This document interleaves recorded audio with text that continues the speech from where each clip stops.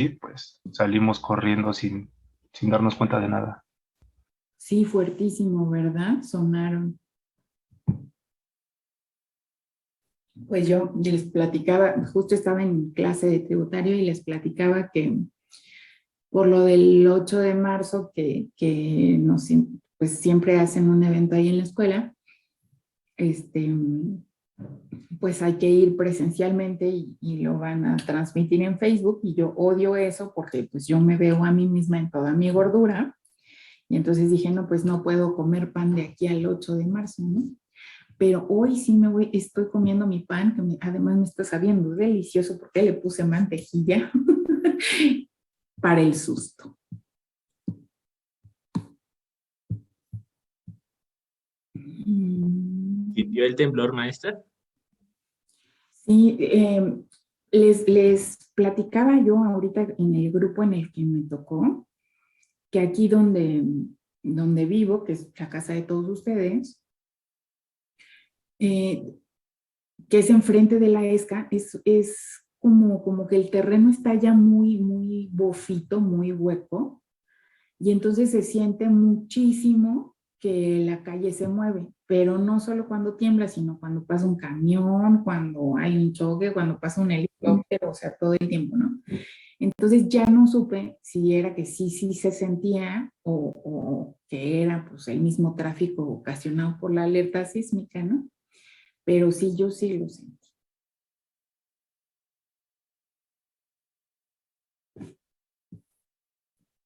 Pero pues quién sabe qué sería. ¿Ustedes todos están bien? Sí, Sí, profesora. profesora, aquí por mi casa no se sintió nada, de hecho yo me estaba bañando. Qué angustia, ¿no? Cuando te estás bañando y Pues es que yo no lo sentí, o sea, yo no sabía ni siquiera que había temblado, ya hasta que me salí de bañar y una ah, de mis tías ajá. estaba escuchando la radio, entonces dijeron en la radio que había sonado la alerta sísmica porque había temblado. Ah, pero ni te enteraste. No, pues no, es que no la escuché. Creo que la que está cerca de mi casa, porque está en la esquina, creo que no está funcionando bien. Ah, Entonces, por eso no la escuché y pues como me estaba bañando, pues menos. pues qué bueno, porque si no te hubieras tenido que salir así. Y pues es que como ahorita en la mañana nada más estoy yo en mi casa, Ajá. pues tampoco fue así como que mi mamá me dijera así como, ay, sonó una alarma o algo, ¿no? Así de salte. Qué bueno, porque si no, qué susto, imaginan.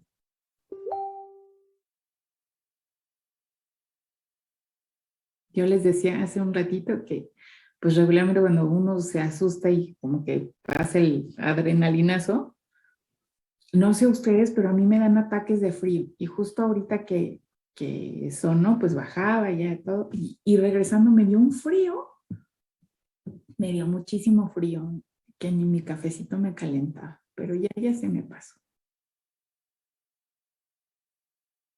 Bueno, creo que no, todavía siguen entrando y platicábamos de que sonó la alarma sísmica, de que yo sí tengo que evacuar, yo sí me salí a la calle con los vecinos, a decirle buenos días a los vecinos.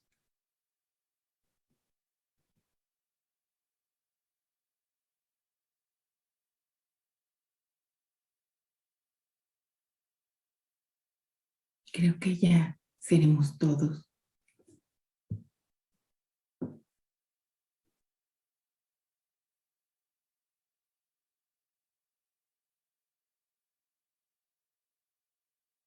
Creo que ya.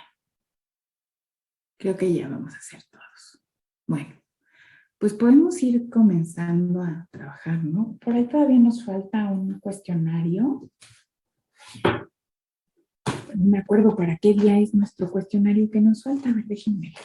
I think we Ustedes no ¿Qué lo tasa tienen como de por ahí cuotas más a la convertible mano. mensualmente resulta Y yo aquí equivalente a lo una tengo tasa de anotado, que aquí aquí encuentro la lista. 13M61, 13M46. Supone que está para mañana, profesor. Sí, ¿verdad? Para el 4. Ok, bueno, pues ¿y qué estamos haciendo? Trabajando en procedimiento administrativo de ejecución y habíamos distinguido la intervención y respecto de la intervención, bueno, les decía que pues, tiene sus propios procesos, que vamos al 10% del retiro del total de los ingresos, que pues, no puede tener un carácter permanente, que un interventor es distinto de un depositario y también tiene características distintas como un administrador profesional, que no cualquier negociación es susceptible de intervención, o sea, tiene que haber un montón de factores que se reúnan para que sí pueda pues, considerarse como suficiente para garantizar el interés fiscal esa intervención. Y creo que ya nada más decíamos eso, ¿no? No sé si ustedes en su lectura o en su análisis o en lo que ustedes se imaginen, pues puedan plantear algo más respecto de estas intervenciones, pues para que terminemos de mencionarlo y podamos terminar de platicar de esta última etapa que en realidad es bastante chiquita, pero sí me interesa porque tiene algún par de cosas que tenemos que señalar respecto de los medios de defensa, que es pues propiamente el remate, ¿no? El remate que tiene ahí pues, sus otras posibilidades, pero que las abordamos en esta etapa porque pues al final es propiamente la etapa de pago, ¿no? La etapa de extinción de los créditos fiscales que dieron origen a los procedimientos administrativos de ejecución. Entonces, no sé si alguien quiera tomar la palabra, pues para platicarnos algo que considera que nos haya faltado mencionar de la intervención o para mencionarnos pues lo que alcanzó a conocer respecto del remate, que pues ahí la verdad es que como cualquiera, no solo los contribuyentes, no solo los contadores, no solo los abogados, podemos tener una intervención importante, pues el remate se transforma en un tema como que más universal, como que más apasionante para todos, porque además nos permite la posibilidad de pues encontrar una cosa que a mí la verdad personalmente me gusta un montón, pero nunca me he decidido a hacerme de nada a partir de un remate, porque esta entidad que quiero ver si ustedes encontraron que nos hace precisamente estas funciones de venta, no solo remata las cosas que se embargan en los procedimientos administrativos de ejecución. Entonces a mí me da así como un poco de nerviosito, ¿no? De un poco de inquietud el pensar la procedencia de esos bienes. Pero sí es súper tentador, ¿no? Súper tentador, sobre todo, pues como los artículos de lujo, ¿no? El arte también me parece súper tentador. Pero, bueno, pues a ver qué nos pueden compartir ustedes. Magali. Yo nada más tenía una duda, profesora. Dentro de la intervención, digamos, el interventor puede ser el depositario, porque, bueno, por lo que leí dentro de la parte de las intervenciones, de hecho, en el artículo 164, menciona que el depositario designado tendrá el carácter de interventor con cargo a la caja o de administrador. ¿Sí puede ser esa misma persona o designan a alguien diferente? O sea,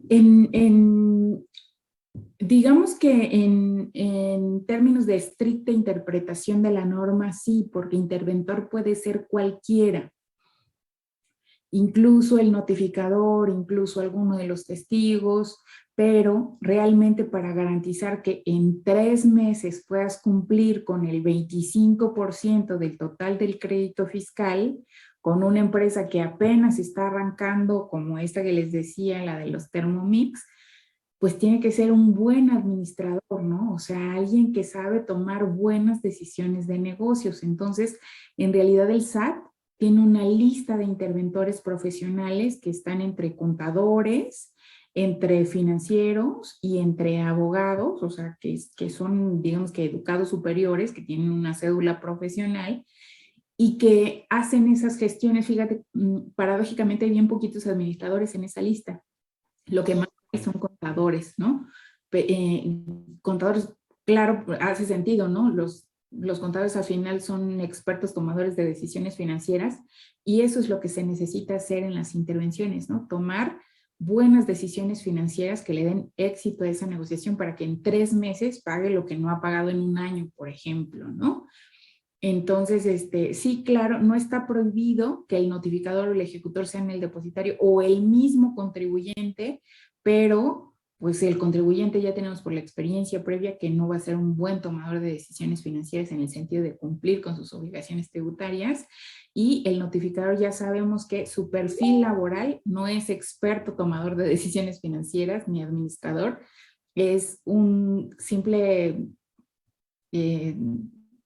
pues mandadero, ¿no? O sea, es un simple recadero, ¿no? O sea, te aviso que hay esto. Y lo sabe hacer muy bien, pero no va más allá su función técnica, ¿no? O sea que digamos aquí como que se vería como de qué tipo de negociaciones como para poder también designarlo, porque bueno, a lo mejor sí es como una negociación más sencilla, pero que sí garantice el pago del crédito fiscal, sí podría ser designado bueno, sí podría ser designado el depositario o ya si es como algo más complejo ya tendría que ser directamente un interventor designado ya bien por el SAT. Todos los interventores son designados por el SAT de la lista de interventores que tiene ahí. La idea original es que la lista se utiliza aleatoriamente, o sea, el que le toca, ¿no? A ver, es la intervención número 1, va el interventor disponible en la lista, el número 1, 2 o 3, ¿no? Es la intervención número 2, va el que sigue, el 3, el 4 o el 5, indistintamente. Pero, o sea, aleatoriamente, pero no es en todos los casos, porque sí tienes razón, hay casos específicos, como por ejemplo, las empresas que tienen manejos, pues delicados, ¿no? Que requieren un conocimiento más a profundidad de cómo funciona, como las gasolineras o las gaseras. Y ese tipo de empresas sí requieren unos interventores más especializados. Entonces el SAT tiene esa facultad discrecional de elegir un interventor aleatoriamente de los de la lista y si acepta que bueno, aunque sea una gasolinera, o buscar un interventor que tenga experiencia en el manejo de este tipo de negociaciones como las gasolineras, ¿no? Es su facultad discrecional del administrador el elegir al depositario. Pero lo que sí no puede, bajo su responsabilidad, el administrador del SAT, lo que sí no puede es decir, pues que sea el interventor que sea, ¿no? Aunque seas tú notificador o aunque seas tú contribuyente, porque eso, si hay un perjuicio luego para el SAT, o sea, una imposibilidad de cobro de ese crédito fiscal, sí le traería a él, a ese que designó o que debía designar al depositario y no lo hizo, sí le traería una responsabilidad administrativa. Sí, Magali. Ok, profesora. Y bueno, tenía otra pregunta. Si por alguna razón, bueno, bajo la administración del interventor, no sé, la negociación llegara a salir mal o llegara a suceder como alguna situación en la cual no se pueda cubrir el crédito fiscal, ahí como se responsabilizaría como al interventor por la mala administración o sería, bueno, seguiría siendo igual responsabilidad del contribuyente. Seguiría siendo igual responsabilidad del contribuyente porque el interventor no sustituye al administrador general o no sustituye al director o no sustituye al CEO. Es nada más alguien que va a ser como, digamos, como un policía de esas funciones, ¿no? O sea, como estar vigilando que sobre todo no vayan a dilapidar los activos, ¿no? O sea, que no por la desesperación de no vamos a alcanzar a cubrir el crédito en 3 meses o la cuarta parte en 3 meses no la vamos a alcanzar a cubrir, entonces empieza a vender todo, que no suceda eso, ¿no? Ok, gracias, profesora. Vale. Y vamos con Gerardo.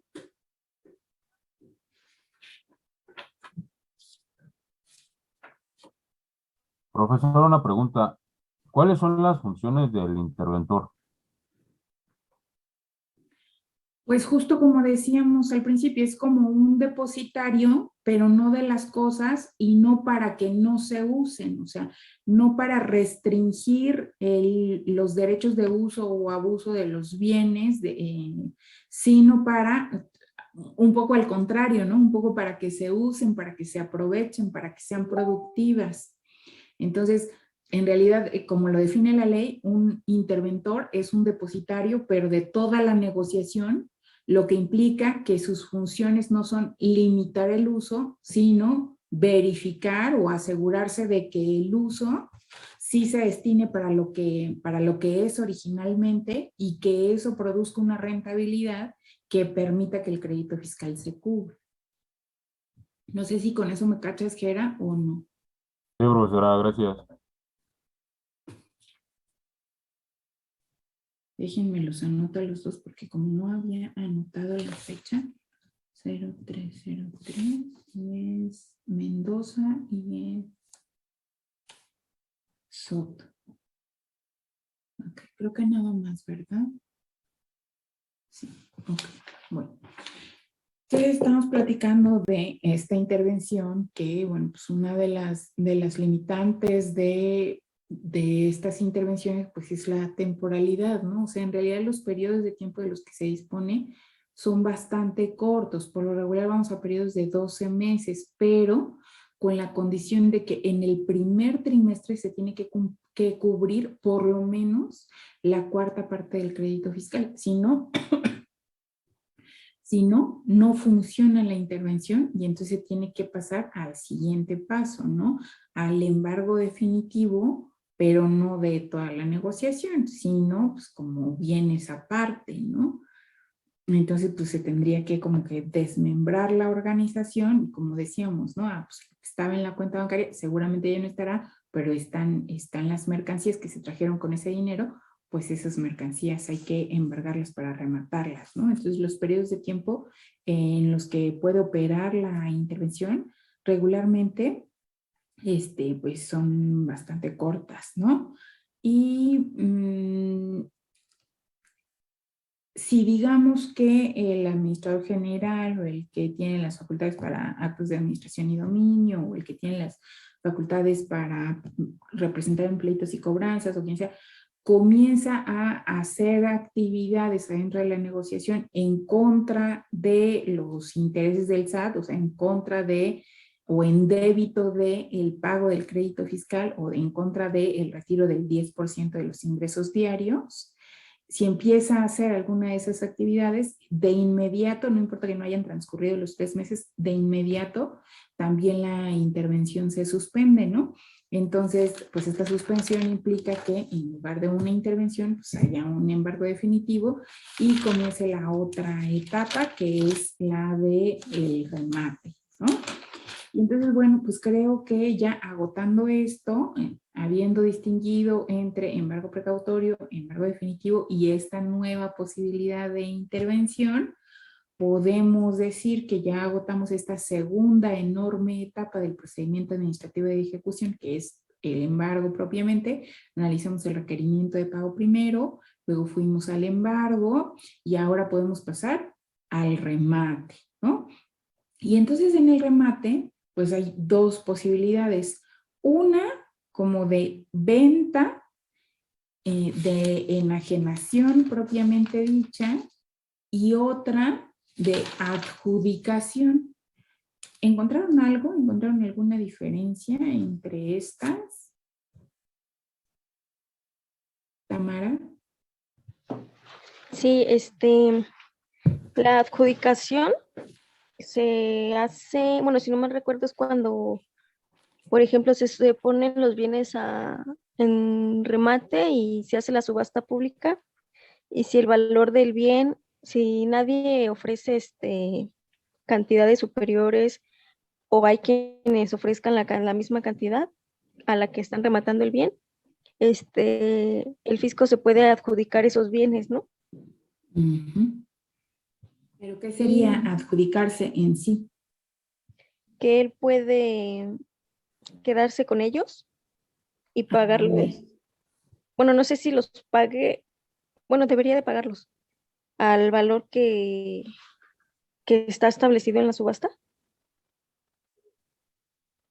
¿Quién debería de pagarlo?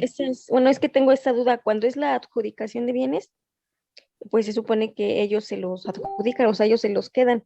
Pero mi duda es si ellos tienen que pagarlos, el fisco lo tiene que pagar ¿A quién o se no les lo tiene, pagaría? a ellos mismos, ¿no? El fisco se paga al fisco, el SAT se paga al SAT por un terreno que se quedó. O en ese caso, ¿cómo recuperarían ellos el valor del bien?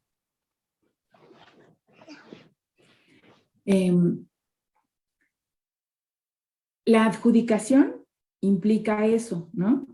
Primero vamos a los dos conceptos, digamos que fundamentales en esta parte del remate. La enajenación, ¿qué es? ¿Qué es enajenación? Enajenación es cuando compras los bienes, ¿no?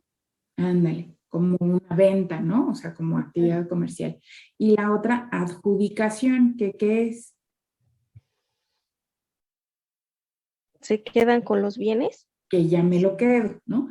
Entonces, Ajá. en este remate hay dos posibilidades. Una, que se dé la enajenación de esos bienes embargados, o sea, la venta de esos bienes embargados y el producto de la venta, o sea, el precio que las personas, otras personas, el público en general que participó en esa enajenación, paga por esos bienes embargados, ese precio, ¿qué pasa con ese precio? Había leído que el producto de ese bien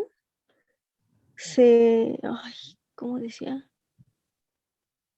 Se tenía que tomar, ay, es que no me acuerdo, pero sí leí algo parecido, que el producto de ese bien se tenía que aplicar a los, pues sí, ¿cómo se llama? Al crédito fiscal. Uh-huh. Es que no recuerdo bien, pero sí me acuerdo que leí sí hay algo de lo que usted me pregunta. Ok. ¿Y qué te suena así como de sentido común si ya le embargaron algo a alguien y eso que le embargaron lo van a vender? Eso que se gane con la venta, ¿qué se va a hacer con eso que se gane con esa venta de ese bien embargado? Pues se iría directamente a lo que él nos debe. Sería, justo por eso se organizó la venta, ¿no? No por organizarle una venta de garage porque ya tenía muchas cosas en su casa, sino justo para poder liquidar esa deuda que tiene. En este caso, justo para poder pagar ese crédito fiscal que tiene pendiente, ¿no? Por eso es que, pues, nos lo hace esta entidad que nos organiza, pues, justo estas ventas en subasta pública, ¿no? A ver si por ahí lo encuentro. Entonces, está esta posibilidad de que esas cosas embargadas se vendan, ¿no? Pero, ¿qué sucede con estas cosas que no se venden? O sea, por ejemplo, estas cosas, para que este remate sea, digamos, legal, para que cumpla con lo que dice el Código Fiscal, tienen que tener un precio mínimo. ¿Cuál es ese precio mínimo? O sea, podría ser que a alguien le embargaron un reloj Humboldt, por ejemplo, de estos que cuestan como 600,000 pesos, y que tú lo encuentres en un remate en 3,000 pesos. ¿Podría darse el caso? ¿Cómo ven?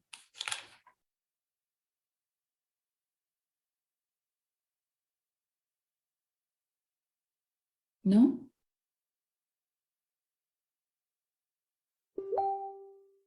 O nos vamos al precio del crédito fiscal o nos vamos al precio de la mercancía, ¿cómo ven?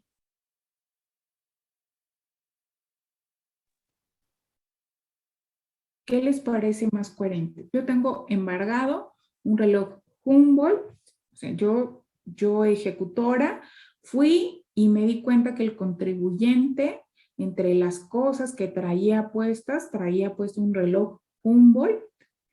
Y yo le vi también que traía su celular y adentro de su celular yo sé que trae un reloj. Entonces, es un reloj que es un artículo de lujo que no le es indispensable para la vida porque ahí tenía otro reloj adentro de su celular y yo me aseguré de que así fuera porque le pregunté, oiga, ¿es su celular? Sí, señalo el reloj, me llevo el reloj y este reloj servía para garantizar un crédito fiscal de 100,000 pesos.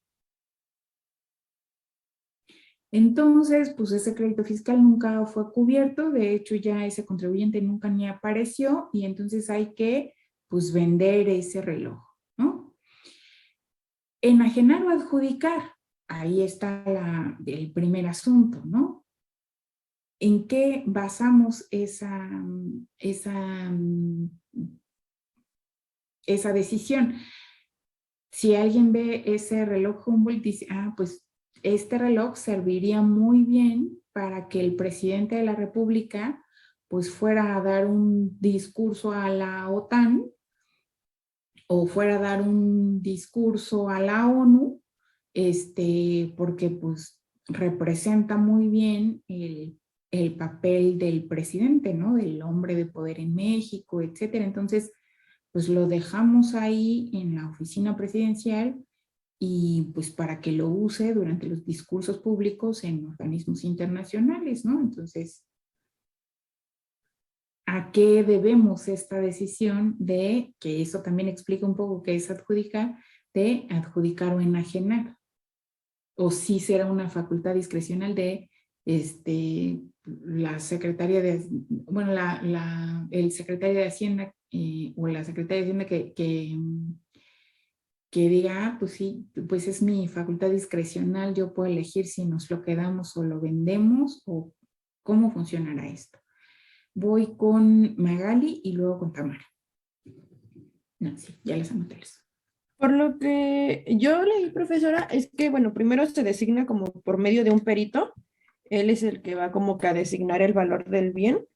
Y bueno, ahí me confundí un poco porque habla sobre un 10%, de que como que si el valor excede del 10%, creo que del valor como del bien, o sea, la valoración que haga excede como del 10% sobre el valor del bien, se contrata a otro perito evaluador para que lo verifique. Y en caso de que sea así, bueno, por lo que entendí, no podrá exceder como del 10%, ese valor para poder ponerlo como al remate. Bueno, eso fue más o menos como lo que entendí, pero no sé si lo haya entendido como bien o me haya confundido.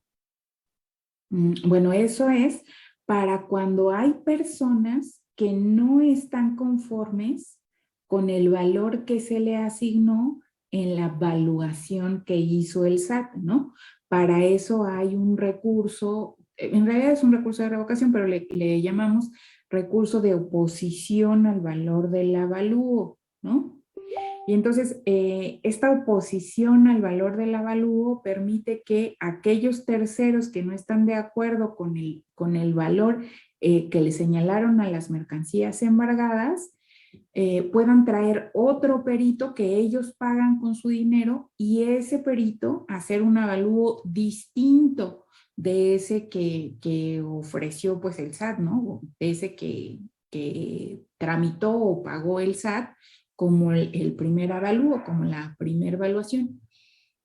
Si la diferencia en el valor de la mercancía entre el avalúo que hizo el perito del SAT y el avalúo que hizo el perito de los terceros que se oponen al valor del avalúo que dijo el SAT, si esa diferencia entre un avalúo y otro es del 10% o más, se necesita otro avalúo, un tercer avalúo de otro perito que van a pagar entre el SAT y los terceros, pero regularmente siempre terminan pagando los terceros, pero no es un perito que ellos hayan contratado, sino es un perito independiente de la lista de peritos que tiene el SAT, que le llamamos perito tercero en discordia. Y entonces ese tercer perito es el que va a decidir el valor de la mercancía, ¿no? O sea, ya no se va a tomar en cuenta ni el primer avalúo ni el segundo avalúo, sino solo el tercer avalúo, el del perito tercero en discordia. Pero eso solo aplica cuando hay una diferencia en el valor del avalúo entre el avalúo que da el perito del SAT y el avalúo que da el perito de los terceros que se oponen a la designación de ese valor de la mercancía por parte del SAT.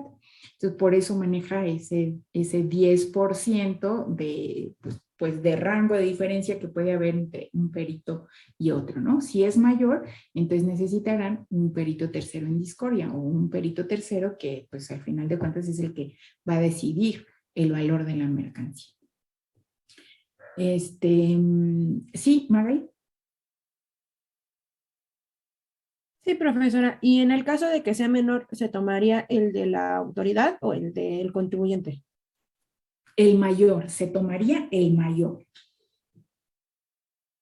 En caso de que la Gracias. diferencia en porcentaje sea menor, 9% o menos, se va a tomar como valor del avalúo el valor del avalúo que haya evaluado la mercancía en un valor superior, porque eso es no porque le quieren hacer caso al perito que diga que la cosa es más cara, sino porque eso es lo que más conviene a todos, ¿no? Porque al final cuando se hace la venta, el valor del producto va a ser en función del avalúo y el valor de la venta va a partir como valor mínimo en función del valor del avalúo. Entonces, si es un valor de la mercancía superior, pues conviene a todos, ¿no? Tanto al embargado como al SAT, porque va a alcanzar a cubrir una mayor parte del crédito fiscal o una mayor parte de los conceptos en el orden de prelación, y al embargado o al contribuyente moroso le va a servir porque va a cumplir más fácilmente, es decir, con menos mercancías, con esa obligación que hasta ese rato ha incumplido, ¿no? Ok, gracias. Y tenías otra pregunta, pero ya se me olvidó cuál era y no la... No, solo eran esas. Uh-huh. Ok. Y antes yo planteaba algo, ¿cuándo es que decidimos si vamos a la adjudicación o vamos a la enajenación, ¿no? O sea, ¿de qué depende? ¿Es facultad regular, facultad discrecional? ¿O qué elementos se toman en cuenta? Ahorita vamos a ver. Tamara, ¿tenías algo más que agregar? No, le iba a comentar lo mismo que ahorita nos acaba de explicar, que lo del artículo 175, que primero los evaluadores fijan el precio y como que lo notifican mediante buzón tributario, y si al contribuyente no le parece, le dan como el derecho de que ellos lleven a otro perito y así lo que usted nos comentó ahorita apenas. Es lo Ok. que yo le iba a comentar. ¿Y qué opinas de esta decisión que hay que tomar frente a los embargos definitivos? ¿Es una facultad regulada o discrecional? O sea, sí depende de alguna autoridad o alguna persona en particular que un bien se lo quede el SAT o lo venda. Pues es que lo de la adjudicación de los bienes viene dentro del proceso del embargo, pero pues yo creo que depende de que, pues si el bien no se viene o si al fisco no le va a dar a ganar el venderlo, pues ya es cuando entra ahí lo de la adjudicación de los bienes, ¿no?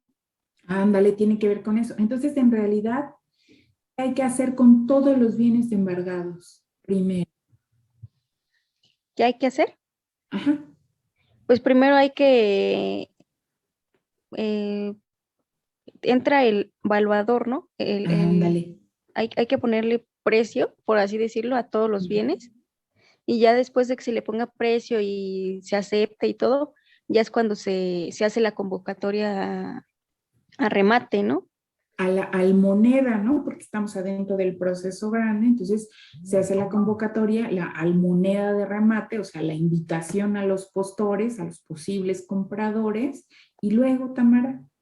Y bueno, ya después de que se hace la convocatoria al remate, yo había leído que el comprador también puede ser el mismo contribuyente, pero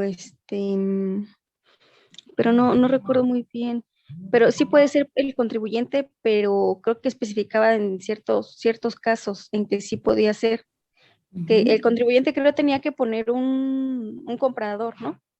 Y si Puede no, proponer un comprador y entonces ese bien que le embargaron ya no se iría a subasta pública abierta, sino que sería en una venta directa cuando el contribuyente propone un comprador, ¿no? Pero también puede optar por la otra opción, por participar en la subasta, nada más que él, a diferencia de todos los otros postores, sí tiene una limitante en la subasta. ¿Cuál será? Que, pues me imagino que, o sea, que a lo mejor no pueda comprar el bien al precio que esté, sino que tenga que poner más de lo que los otros, este, propongan. Bueno, que en realidad que el monto por el que va a comprar ese bien sí cubra todos los conceptos que estén incluidos en el crédito fiscal. Y ahí no hay diferencia, ¿no? Supongamos que le embargaron un Frida Kahlo, ¿no? Y entonces ese Frida Kahlo en el mercado, pues no sé, a lo mejor podría alcanzar un valor de pues unos 3 millones de dólares, ¿no? Y entonces, pues los valuadores aquí del Conaculta o de Bellas Artes, de Educación Pública, determinaron darle un valor de 1 millón de pesos, ¿no? Y entonces él dice, no, pues a mí sí me interesa recuperar mi cuadro, ¿no? Y el crédito fiscal es por 800,000 pesos, ¿no? Entonces, supongamos que la primera postura del remate tendría que estar dada en 2/3 partes del valor del avalúo, como dice la ley, o sea, 2/3 partes de, ¿qué valor dije? 1 millón de pesos, ¿no? Entonces, 2/3 partes de 1 millón de pesos son más o menos 650,000 pesos, como 700,000 pesos, ¿no? Entonces, este cuadro saldría a remate con un valor mínimo de 700,000 pesos. Y entonces, los otros compradores sí podrían ofrecer en su puja 700,000 pesos. Pero ese que debe, o sea, el contribuyente moroso, ese podrá ofrecer 700,000 pesos, podrá pujar desde 700,000 pesos, que son las 2/3 partes del valor del avalúo. ¿Cómo ves, Tamara? ¿O alguien más? Ya tendría que ofrecer, digamos, los 800,000 que debe, ¿no? Tendría que por lo menos, No podría empezar con la mínima, sino con la que se... exactamente, tendría que por lo menos cubrir el valor del crédito fiscal por el que se dio el remate, ¿no? Porque si Y no, una pregunta, en caso de que sí. fuera, no sé, al revés, que el crédito fiscal sea menos de las 2/3 partes del avalúo, ahí sí podría empezar, digamos, con las 2/3 partes o podría empezar con lo que es del Sí. crédito. Sí, si el crédito fiscal fuera de 500,000 pesos, por ejemplo, pues ese contribuyente moroso que no pagó su crédito fiscal, pero que ahora quiere recuperar su bien embargado, sí podría comenzar su puja con el valor mínimo del avalúo, ¿no? Con esos 700,000 pesos. En ese caso, sí. Y luego, Tamara, o alguien más, ¿no? Porque luego como que nada más hablo contigo. Entonces, decíamos que, bueno, pues tenemos los bienes embargados definitivamente. A lo primero que vamos es al avalúo. Luego, después de que ya tenemos el valor del avalúo, decíamos que llamamos a la subasta pública abierta, o puede haber una venta directa cuando es un comprador que propone el embargado.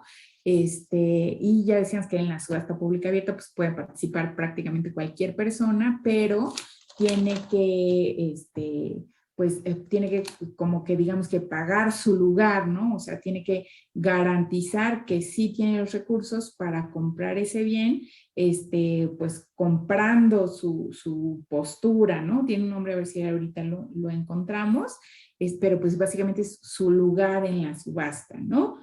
Y esta postura legal mínima va con las 2/3 partes del valor del avalúo que le dieron al bien, ¿no? Y entonces luego, después de que se hace esta oferta pública y de que entran los postores con su garantía de 2/3 partes del valor del bien, luego, ¿qué sucede o qué se les imagina que sucede o qué va pasando en el orden, en el remate, qué va pasando?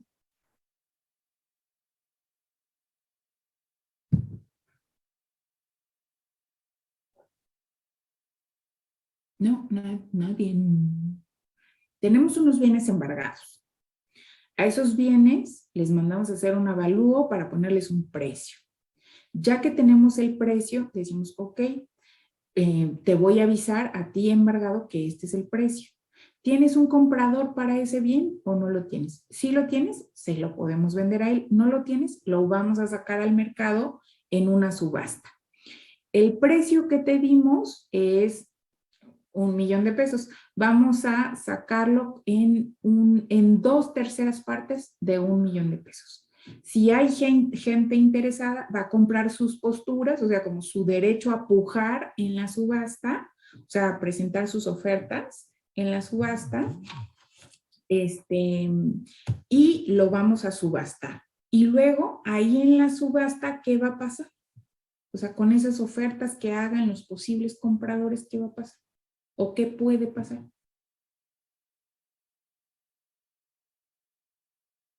Pues sería como en una subasta, ¿no? Se toma como la que ofrezca más y que pues convenga más, ¿no?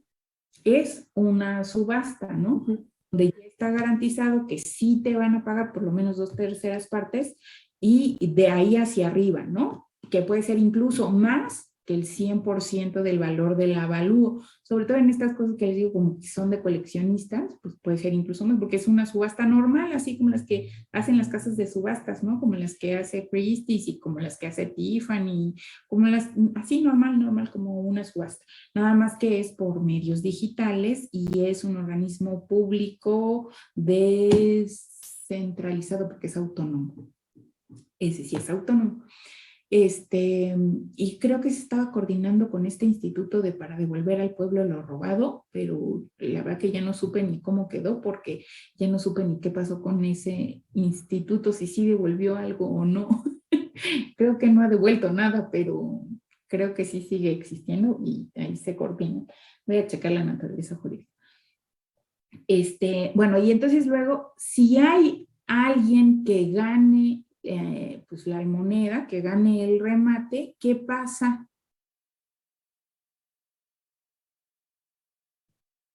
Se le ceden los derechos, ¿Mande, Gerardo?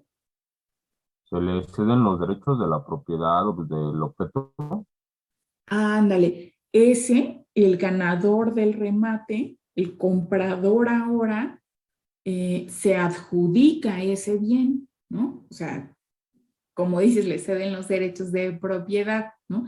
Entonces ya como que está desembargado, pero también al mismo tiempo vendido, ¿no? Entonces, quien se adjudica ese bien, pues es quien ganó el remate y quien paga el monto que ofreció, ¿no? O sea, tampoco es tan fácil que se lo den, o sea, se lo dan hasta una vez que se hace efectiva la garantía por las 2/3 partes del valor, más entrega el excedente de su puja, ¿no? O sea, lo que dijo que iba a pagar adicional a esas 2/3 partes que le garantizaron su postura en la subasta. Entonces, se puede adjudicar el bien.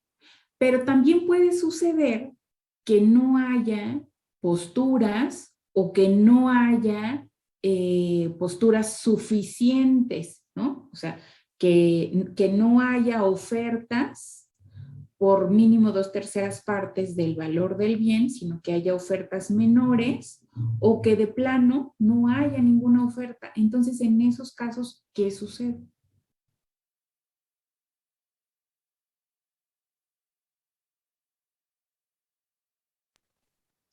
Ahí es cuando entra lo de la adjudicación, profesora.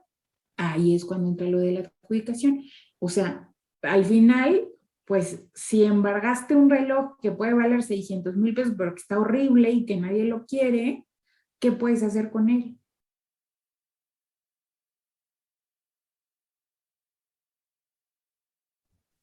¿Se lo puede quedar Hacienda?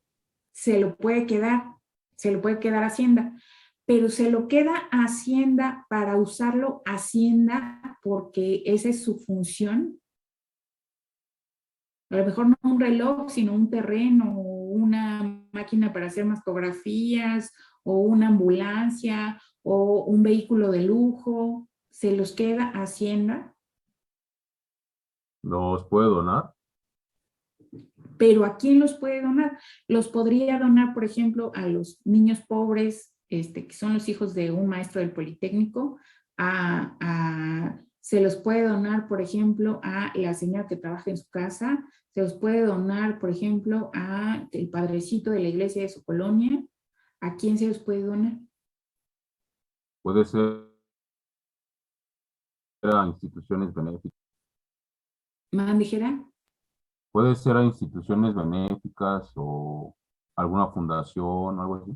Sí, esa es mi pregunta, o sea, se los puede donar así a Kilos de Ayuda, a la Asociación de Niños del Padre Chinchachoma, ¿cómo se llama? El pedófilo, el padrecito, ¿no?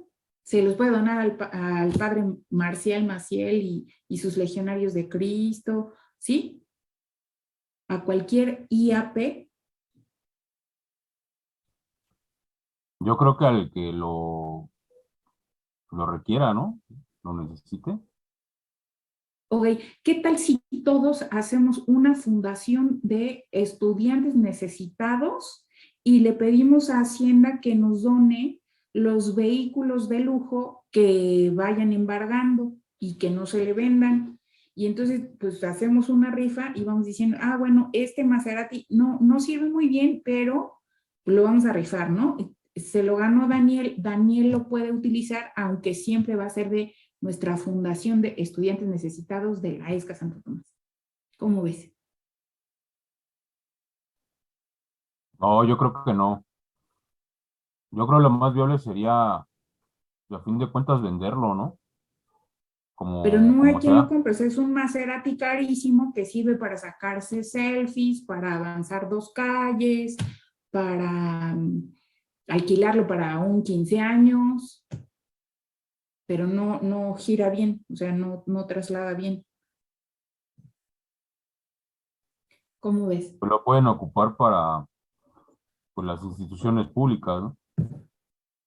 ¿Como qué institución pública se te ocurre que necesitaría un Maserati? Pues yo creo que ninguna, ¿no? Pero yo creo que sí lo hacen. Si lo hacen, Pues sí, porque por ejemplo los diputados luego traen carros de lujo. Bueno, no los diputados, ¿no? Los funcionarios, por ejemplo, funcionarios de alto rango, por ejemplo, de Hacienda, pues supongo que se han de traer alguna camioneta que se hayan adjudicado y no la hayan vendido y pues se las quedan ellos, ¿no? ok, pero en este caso, ok, entonces ahí ya tenemos una limitante, o sea, pasamos de, no, pues se lo donamos a cualquier institución de asistencia privada a se lo donamos a quienes dijiste.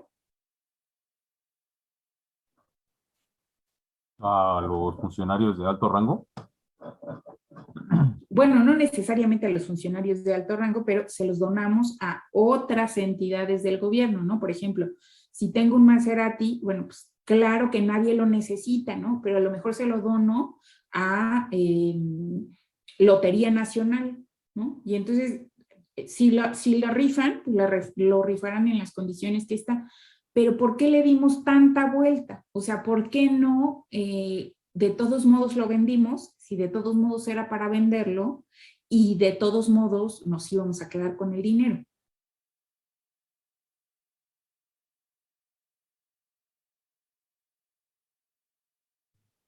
¿Por qué será esa necesidad de adjudicárselo y luego donarlo? Porque no se vendió, ¿no? Claro, no se vendió, pero y entonces afuera de la subasta, afuera de la enajenación, ¿qué ganamos con esa adjudicación? O sea, ¿de qué nos liberamos con esa adjudicación?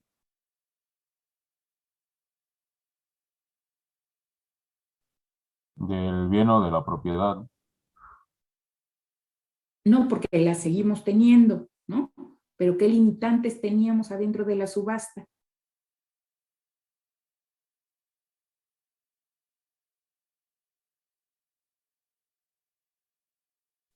¿Teníamos un valor mínimo de compra adentro de la subasta?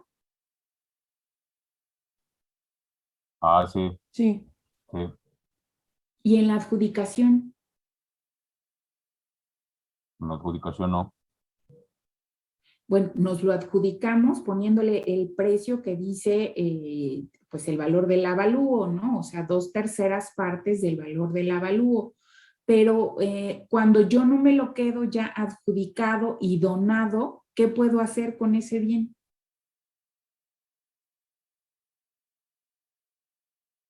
Ok, es un vehículo automotor, es un Maserati, se ve precioso, está impecable por afuera, pero el motor no sirve bien.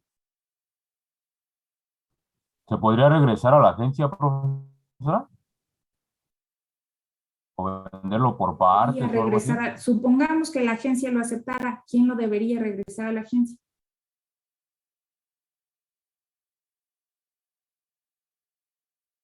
Así, adjudicado y donado, ¿quién puede hacer eso? Agencia, tu auto no sirve, por lo tanto te lo regreso. El contribuyente, ¿no? El dueño, ¿Quién sería el dueño después de la adjudicación? Hacienda. Hacienda ya lo donó.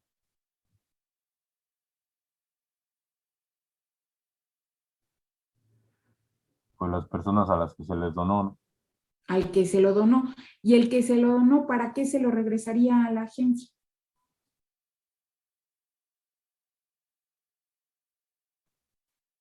Para darle dinero, ¿no? Para que la Va agencia le para devuelva darle su dinero que dinero. pagó. Ok. ¿Le regresará las 2/3 partes del valor de ese vehículo o más? No, no creo, porque, bueno, todos los vehículos al momento de salir de la agencia ya están, bueno, se devalúan. Ok. Entonces, ¿esa adjudicación al final se pudo transformar en dinero o no?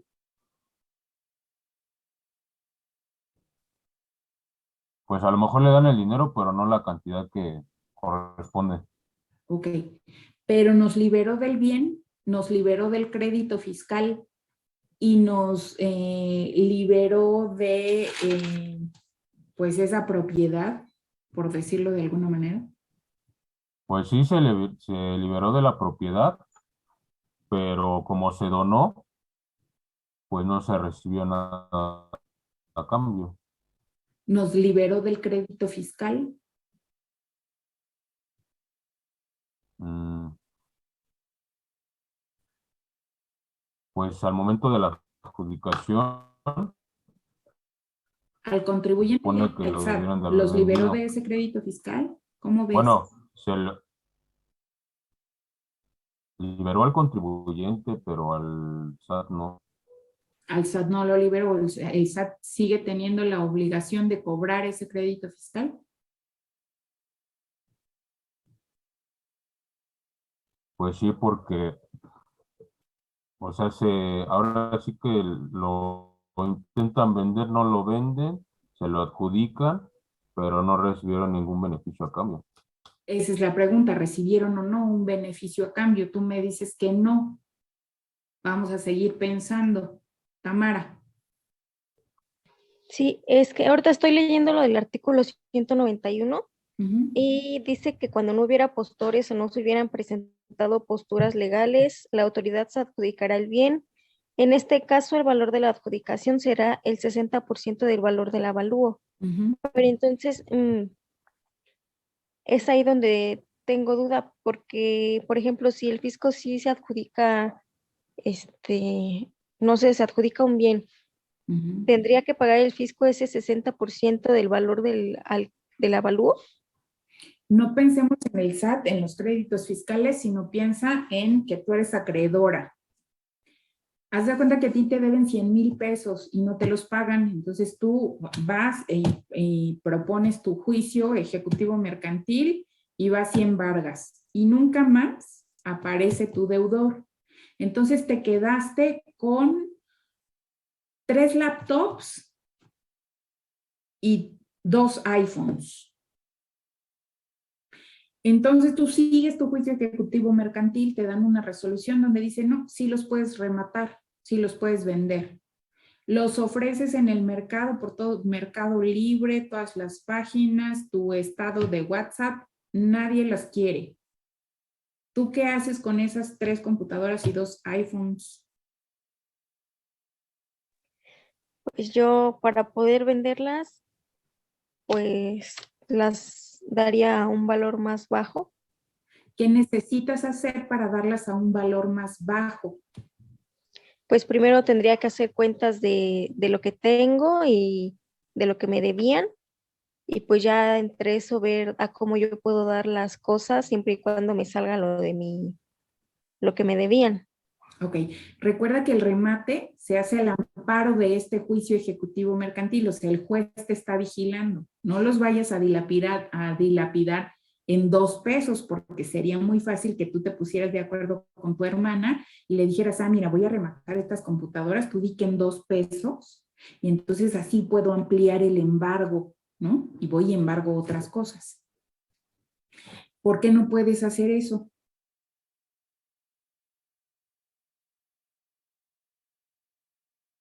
Porque tienes un valor de avalúo, ¿no? Que está cercano al valor del mercado de esos bienes. Una Mac cuesta como 20,000 pesos, ¿no? Supongo que una de hace 2 años cueste la mitad, 10,000 pesos, son 30,000 pesos. Un iPhone cuesta 20,000 pesos, supongo que de hace un año cueste 8,000 pesos, son 2, son 16,000 pesos, ¿no? Tienes 46,000 pesos en bienes, pero los ofreciste en el mercado y nadie los quiso. ¿Qué puedes hacer si el juez te está vigilando? ¿Tam? Tú quieres venderlos, pero los puedes vender en un remate con un valor inferior al valor del avalúo. No, No los puedes vender porque por eso tienes el valor del avalúo. Entonces, ¿qué haces con esos bienes? Para venderlos en un valor inferior, es más inferior al valor del mercado. ¿Qué haces? pues en ese caso pues me los quedaría, ¿no? Me los quedo, y no es que me los vaya a quedar para siempre, me los quedo ¿para qué? Para, pues como para, ¿Qué querías hacer con ellos? venderlos. Me los quedo para venderlos, ¿no? O sea, digo, ya son míos, no son de alguien más y yo los estoy vendiendo, ya son míos. Entonces ya yo no estoy representando a nadie en la venta, me estoy representando a mí mismo. Entonces yo ya puedo abusar de esos bienes y decir, mira, aunque costaba 10,000, te lo dejo en 3,000. Pero lo puedes hacer adentro del remate. No, dentro del remate, no. En ese caso yo diría que yo me los adjudicaría y ya yo teniendo las posesiones y todo, papeles y así que ya fueran míos, ya en ese caso yo vería si los vendo o me los quedo. ¿No? Y entonces, ¿qué gana el SAT con esas adjudicaciones? ¿Se libera de la obligación de perseguir esos créditos fiscales? Pues yo creo que no. O sea, tiene que seguirle cobrando a alguien un crédito fiscal del que ya se quedó con cosas por un valor de, como nos dice, más o menos lo mismo, ¿no? 2/3 partes, o el 60% del valor de un bien. Pues yo creo que entonces en ese caso sí queda cubierto El crédito fiscal hasta el valor en el que se lo asignó, pero va a recuperar ese valor que le asignó. ¿Es pues, dinero líquido? no, el dinero líquido no. No, por eso es que se lo tiene que entregar a alguien más, ¿no? Para que sí se lo sume a su patrimonio de alguien más y entonces sí lo pueda así transformar en dinero líquido, ¿no? Por decir, ah, pues mira, este cuadrito es que se lo di al museo y el museo incrementó su patrimonio, ah, entonces yo le di al museo más dinero, ¿no? Y ya puede hacer ese deshacerse de ese crédito fiscal. Para eso nos sirven las adjudicaciones, no tanto para que los usen, ¿no? Porque hay bienes que sí son útiles para el público en general, o sea, si embargan una ambulancia, pues claro que la ponen a trabajar en el seguro social y es útil y agrega valor, pero si ganaron un cuadro o un vehículo suntuario, pues no lo pueden poner a trabajar en la administración pública. Contrario a lo que pensaríamos, pues no, los diputados no pueden traer vehículos de los adjudicados porque para eso hay una licitación pública específica donde a ellos les pueden surtir camionetas, pero sí se puede transformar en valor. Entonces eso implica que se puede cancelar el crédito fiscal tanto para el contribuyente en el monto en el que se adjudicaron como para el SAT en el monto en el que se lo adjudicó, y que el SAT también se libera de la obligación de tener que estar cuidando ese bien al que le tiene que estar invirtiendo dinero, ¿no? Porque si digamos que fuera el Maserati, pues por lo menos se tiene que estar preocupando de que esté estacionado en una sombrita y de que lo estén puliendo constantemente para conservarlo, ¿no? Porque si no tendrían una responsabilidad administrativa. Entonces, para eso sirven las adjudicaciones, ¿no? Para liberarnos de la necesidad de tomar en cuenta estos bienes como en 2/3 partes de su valor. O sea, al final sí, la mayoría los venden, pero pues ya los venden en un valor mucho más bajo que el valor del mercado, ¿no? Ya cuando pasaron por subasta y no hubo postores, bueno, pues se lo quedan y entonces lo venden en el mercado, ¿no? Veía yo una manita más, aparte de la de Magali, pero ya no la veo. ¿Quién era? Era la mía, profesora. Gerardo, ¿quieres decirnos algo más? Rápidamente, porque ya se nos... No, bueno, si quiere ya lo retomamos mañana. Magali. Bueno, iba a comentar lo que ahorita estaba comentando, de que pues sí se libera la autoridad como de esa facultad y pues igual se ahorra como digamos más trámites porque pues igual para la autoridad es como un gasto el estar como intentando rematar los bienes o el estar intentando cobrar al contribuyente. Aparte, pues si la autoridad se lo adjudica ya ese bien, pues ya no es del contribuyente, ya se lo quedó la autoridad, o sea, ya le embargaron al contribuyente. Si la autoridad no lo pudo vender y se lo adjudica, pues al contribuyente ya lo libera como de esa obligación de pagarlo, porque pues él ya cumplió como con la parte de te quedaste mi bien, si no lo pudiste vender y te lo adjudicas, pues ya a lo mejor ese no es como problema mío, sino pues yo ya pagué prácticamente ese crédito fiscal. Y también por lo que vi es que se puede hacer como la donación a casas de beneficencia o donatarias autorizadas, y esto podría ser también deducible de impuestos.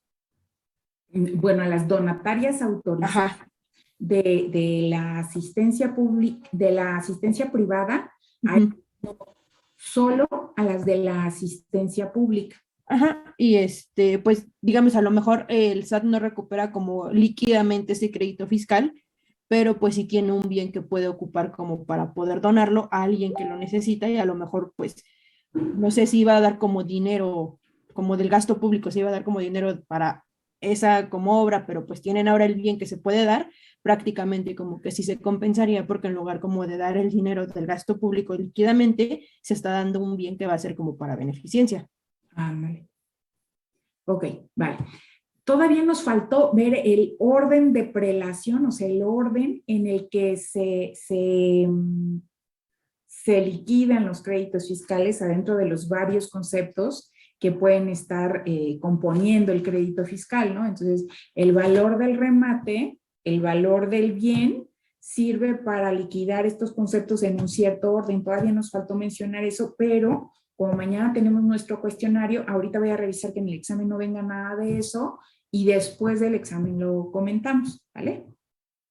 Mientras... Sí, profesora, gracias. Vale, nos vemos mañana. Mañana, profesora.